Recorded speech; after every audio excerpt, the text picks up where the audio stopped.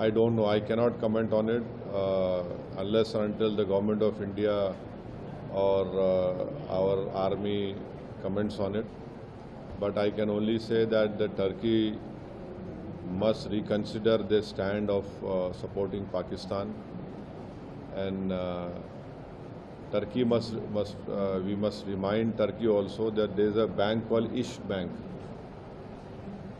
and in that bank the earlier depositors were from people of India, from Hyderabad state, Rampur state.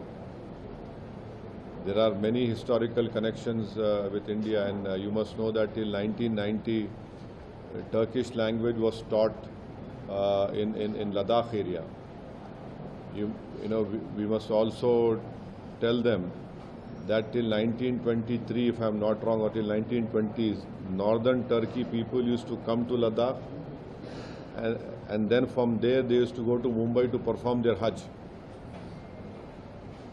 And also, lastly, we must constantly remind Turkey that there are 220 million Muslims, honorable Muslims living in India. So this whole boogie of Pakistan that, oh, this is 20 crore के करीब है ना, अब ये हाँ in India 20 crore लिखे 20 crore.